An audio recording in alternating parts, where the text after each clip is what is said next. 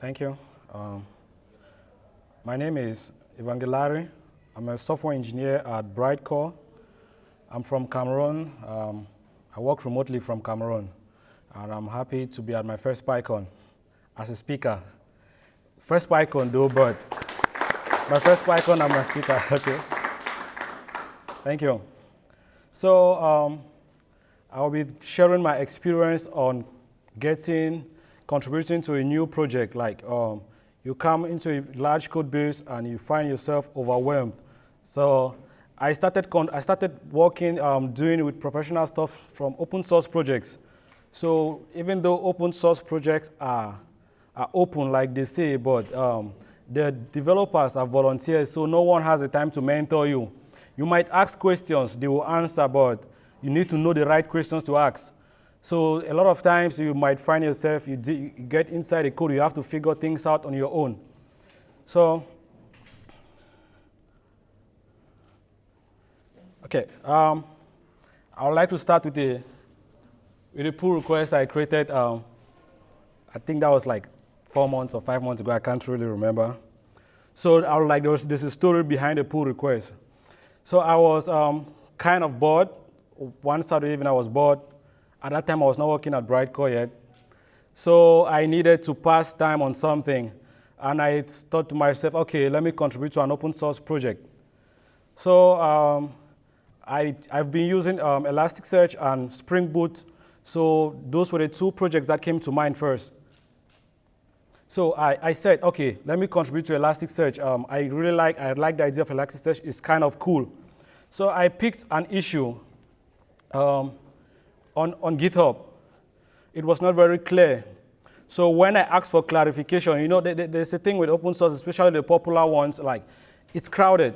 You know, especially I think in the US, there are some schools where they make it compulsory for their students to contribute to open source. And there's a program like Google Summer of Code, which makes a lot of students come to contribute to open source. So at the end of the day, there is competition to complete tasks, especially when it's period for Google Summer of Code. So I asked the question about clarification. The issue was still, when I asked the question for clarification, like where should I start to make code modifications, I got a response quickly. But before I could finish my lunch, someone else already acted on my response and made a pull request.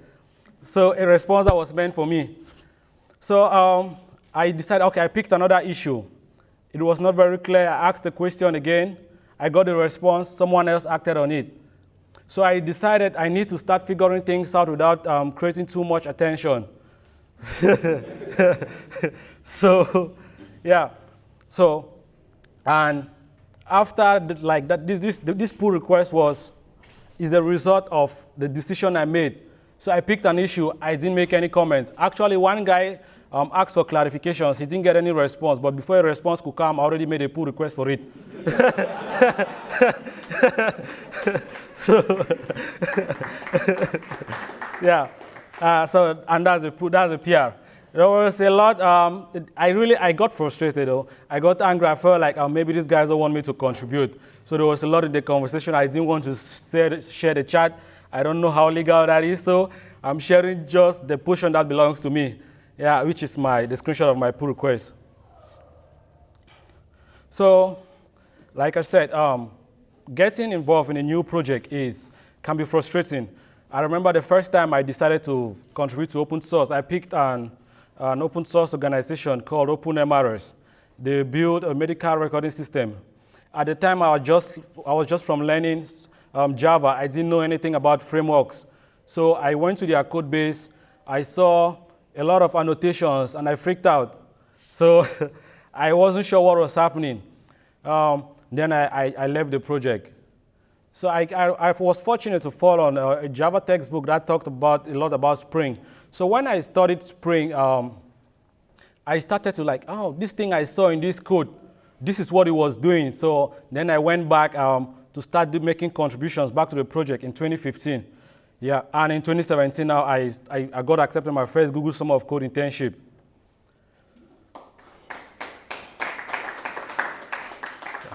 So, in my experience, before you contribute to any project, before you make any code contribution, you should demo the application. Like, from my experience, whenever I play with the application as a normal user first, when I go to the code, it helps me, it creates a mental map in my mind. So when I see things, for example, say I use a login form, and I open the code base, I see something called login.py, I'm not lost. I know this is maybe this is something I already interacted with from the web browser. So first, like I first demo the application, get a picture. If the application is like too big, you don't need to demo the whole application. You pick a small component that maybe you want to work on. You pick a small component, you demo the component. Then you try to look for the code that makes the, okay, thank you. So this was going to be a killer point, but I attended Aaron's presentation where he used Vim to do a lot of great stuff. So I guess editors are good too. But I like IDEs. IDEs help you navigate code easily. So you can easily go to the implementation or of a method that is being called in an IDE just by clicking on the method. So, but with things like editors, it's usually hard. When I work with a normal editor, I'll have to come back and search from my terminal, find a file where the definition I'm looking for might be defined. Then I open that file. But with an IDE, I can just right-click and say, go to definition. So IDEs make life much easier for me. Well, that being said, so there are a lot of, when I started coding, an IDE must be something that has an editor, a compiler, and a debugger all in one software. But right now, I use VS Code. To me, I see it like an IDE, but it's just an editor. I use something else to compile. It has a debugger, but I've never used it. I use the port B from the terminal. So, but it's sophisticated. So I guess you should just use something intelligent. It's not a plain editor where you have to find things manually.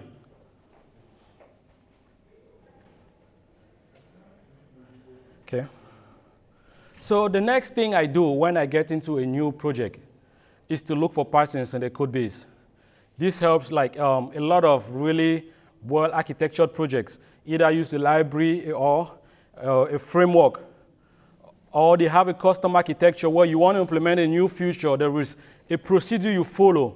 Like for example, at OpenMRS, if you want to implement, I'm working for, I'm building a proprietary software. I would have loved to give examples of what I'm currently working on, but that's not possible. So I'll keep referring to my open source experience in the talk. So, like for example, at OpenMRS, to create, say, a REST API for a resource, they have built a framework where you just need to implement one single class that covers a model, and you have a complete REST API. So first, you need to find these patterns, look at the code base. Does this application, does this code, do they have a pattern? Are they using a particular framework? Say, for example, you want to contribute to a project that uses Django. It's best to first learn Django. Once you know Django, it's easy to see different code bases and a little bit understand what is happening, even though there are two different code bases that are not related, because a framework puts constraint on the application development.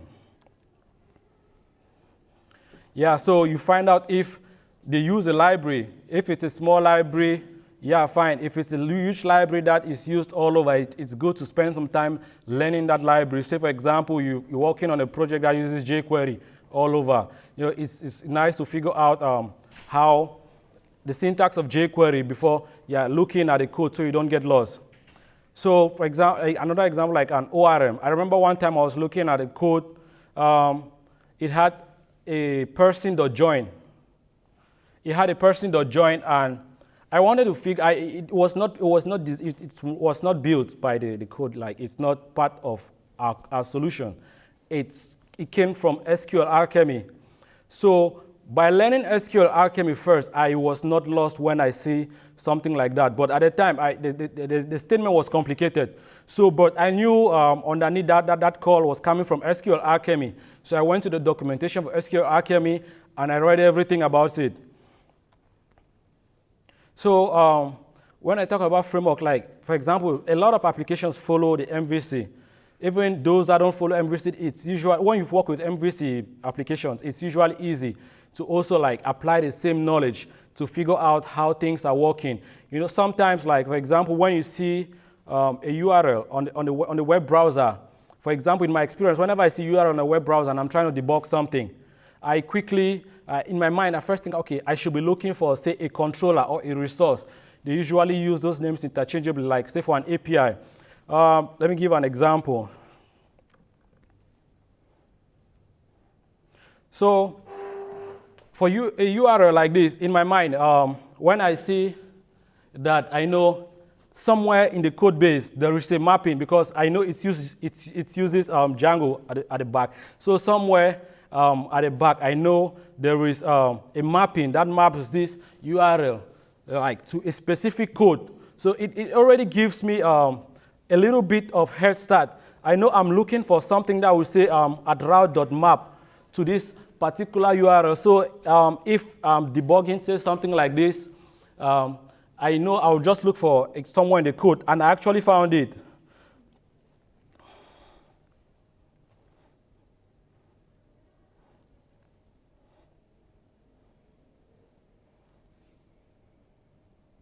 Oh, okay. I think I closed the project. I must have closed the project. Damn.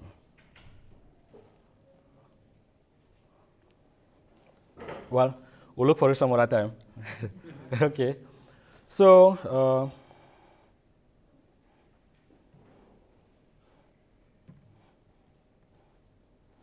identify patterns at the code base. You want to read the docs. Look at the requirements.txt. If an application is using, say, Flask or Django, it may be in its requirement.txt, so that's a good start. You look there. You use Google or Slack. I found a lot of solutions on Slack, like just searching on Slack. Like when I meet a bug, there's a lot of times when I just search on Slack, I find a solution without even asking a question. And even on GitHub too is really helpful, especially when I have an idea of the file I'm looking for. I can use GitHub's find future, and GitHub makes a lot of suggestions for me. So okay, you can pay attention to what you're doing. A lot of times the URL may not tell you where, like for example, the applications where the back end is, what you see on the URL has nothing to do with what is happening at the back. So you might see the URL, it just says home, but at the back it's calling an API that says /API/checklist. So looking at the URL just there will not give you an idea, it might not give you an idea. So sometimes just what you are doing. For example, if you are logging, you are trying to log in, or you are trying to sign up, you know you might be looking for something that has to do with login or sign up in the code base. So you should pay attention to what you are doing with the code while you are demoing, like while you are playing with it. So I think I like unit tests a lot. I feel like unit tests is documentation for programmers. A lot for me, maybe I'm speaking for myself, I like reading code more than I like reading normal text. So when I'm working on an issue, the first thing I look for is a unit test. So if there is no unit test for it, I first write one. So while writing the test, I get to learn a lot about the code base. And if there's already a unit test for it, just reading the test tells me, like in the test, because like in the test, when you look at the test, they'll tell you how the API is supposed to be used. So because it's being used in the test, so you have an idea of how that API is supposed to be used. So I like unit tests a lot. So you should get familiar with writing or reading unit tests. Yeah, and box will help you. Yeah, but just small box. No, small box. No, you might pick something that might frustrate you. So it's nice to, when you want to start contributing, pick small box. Yeah, so when you pick a small box, it's really, especially bugs that have like input and output, say you are giving an input and it's giving you the wrong output. So it's usually easier to write a unit test for something like that if you're getting started on the project. So some bugs may need you to spend hours running a live application to figure out what is happening, but some you just write a unit test and you catch the bug. So I like bugs a lot, the small ones, when I'm getting started, not the bugs I introduced, though. I don't like introducing bugs. Okay. I was supposed to do a live demo when my code crashed. So, yeah. Yeah. You've got a little bit more time than you thought you had, so if you want to try and start up your code, you could do that. Okay. To avoid us seeing all those processes, you can unplug and do that. Okay. Sorry for the breaking transmission.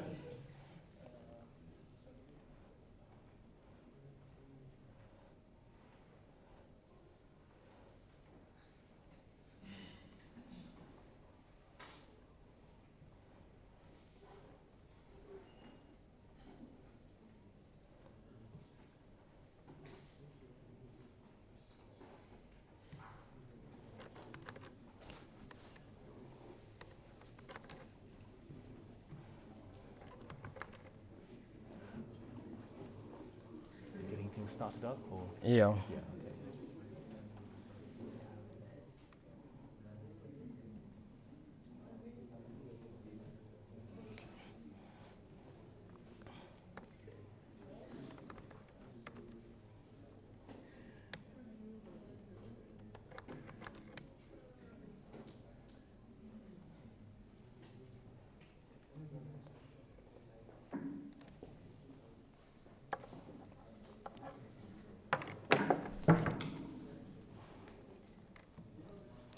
Okay, good. Sorry, you turned up.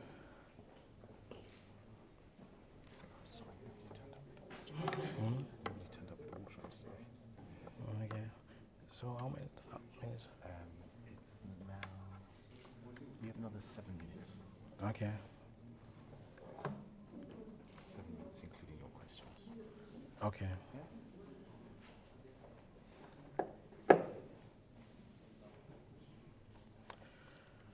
I'm like, I just proceed.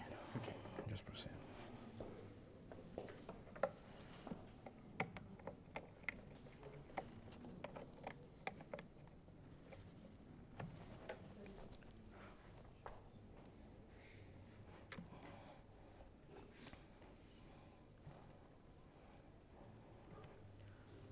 So I'll just continue without the live demo. Pod B is trying to embarrass me.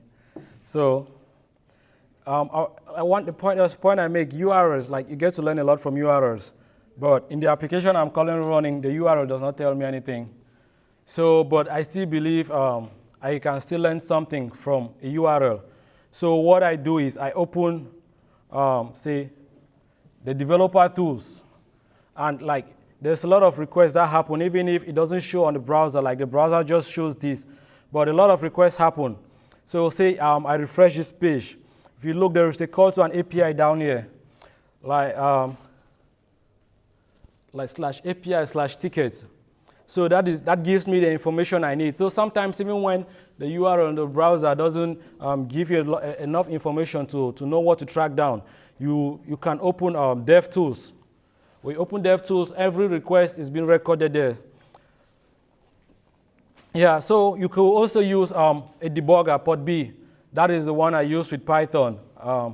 It's really good. So you can run your code, either a test inside Pod B with breakpoints and analyze the input and output of your functions, or you could do remote debugging when your application is running live and you connect it to Pod B. So yeah, okay. I was supposed to demo that, but the demo is not working, so I'll take questions. Thank you.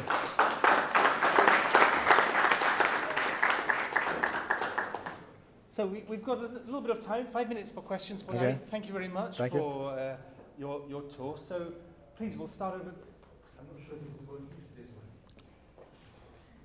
And if you can help me by raising your hand now so that I can see where the next question is coming from. I wanted to ask you about how you go about proposing changes for code base. For example, having worked with Java, you realize that in some code bases, probably some particular design pattern was not used properly. Yeah, as you background code, for example.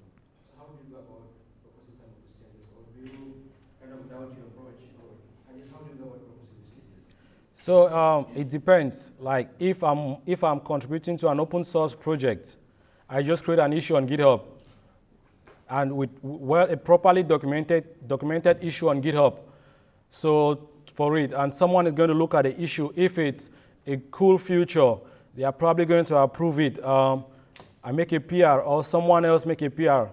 But if you are working in a software company, probably you have to discuss these things, say, in a meeting with other engineers or your lead developer before changes can be made to the code base. Thank you. My question is, what process do you go through to inform yourself that, okay, I will choose this open source project to work on, when you have to go forward to this environment? Okay, so I pick projects that I use. So projects that I use and I find interesting. For example, I said Elasticsearch and Spring Boot. Those are projects I used a lot and I found them interesting, so I picked them to contribute. So I don't like contributing to things that are boring to me. It's volunteerism. So you need to enjoy it while you're doing it because nobody's going to pay you for it. So I pick things that I like, but it depends on your objective. So when I picked my first project, like open source project to contribute to, I was planning to apply for Google Summer of Code, and this is not how I was thinking because I was not using Elasticsearch or Spring Boot at the time. I just got lucky and I picked that one. There was no logic in picking up MRS. But when I got experience, if I want to contribute to a project, I pick something I'm enjoying. Yeah, something I've already been using, then I like it, so I pick it and I contribute to it. Thank you. Good talk. So, you know, you have a lot of open source experience. It's part of why we hired you. Have you, in your professional life, been able to use the lessons that you've learned analyzing, open source systems and the practices that you follow? Has that been useful working with, like, for example, enterprise legacy? Yeah. So what I learned a lot contributing to open source is following standards. You know, in open source, especially the very big ones, they are very strict with code that gets merged into their code base. So I learned to follow a lot of standards. I learned to write clean code, and also I got used to writing unit tests by contributing to open source projects. I don't know if that answers your question. I noticed you talked a lot about contributing to open source, and there are developers who would like to contribute to open source, and they usually find it difficult contributing, especially when they go through the code base and find it difficult understanding what's going on, and with no one around to get them started and all that. So how do you recommend that they get around, find a workaround with this problem and understand find a place to start? Okay.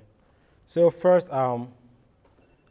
you will start with the motivation. You need to have the motivation, something that will force you to want to contribute, because first, like I said, it's free. Nobody's going to pay you for it. So if you don't have a strong motivation, it's easy to give up even when things may not be hard. So for example, my first motivation was Google Summer of Code. I participated in 2016. At that time, it was $5,500. That's a lot of money in Cameroon. So that was a strong motivation for me. So the first thing is to get a strong motivation. So something that is going to push you even when things get hard. You will want to go because the motivation is there. $5,500 was enough to motivate me to contribute to open source. So the next thing is you pick a project. If you are not experienced or you don't use a lot of tools, it's usually nice to ask someone experienced. Like say, okay, I'm good in this programming language. I would love to contribute to open source. Can you help with referring me to a nice project I can contribute to? You know, there are some projects that are beginner friendly, and some are not beginner friendly. It has nothing to do with the code base, but with the documentation and the attitude of the contributors. You know, for some projects they are very friendly. You ask very dumb questions. Someone very senior engineer will still take their time and answer your dumb question. They take time and write really good documentation, so you don't get lost. You don't get stuck too much. So if you are getting started, you don't have any clue, ask someone that is already contributing to open source. Say, okay, I'm working with this programming language. I would really love to contribute to an open source project. Do you have anything to refer me to? It's also nice to mention your interest. Say if you like game development or you like web development. So the person has has more context on what you will enjoy.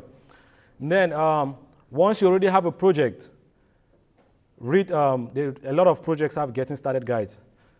Don't skip them, always read them. Yeah, you read the getting started guides, and then you start working on issues. Pick small issues, bugs, small bugs, and start working on them. If we're quick, we have time for one very short question and one equally short answer. Okay. So, Larry, thanks for your talk. My question is simple.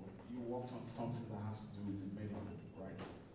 Okay, was there any time such an application was deployed for any medical facility that you know around you?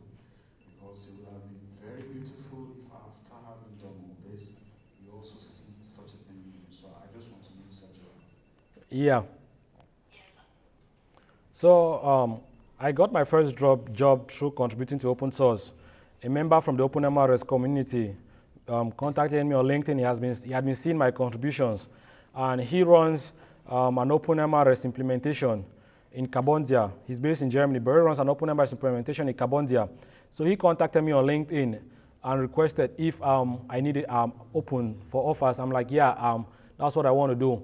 So like I said, I've worked for an implementation based in Kabondia that uses OpenMRS as a back end, as a core, because they put a lot of softwares together. But OpenMRS is the core, the core EMR system. Then in Cameroon too, I know a few, I've worked for a startup in Cameroon for like 3 months that has deployed OpenMRS at the General Hospital in Douala. Okay, thank you very much. Thank you. Thank you.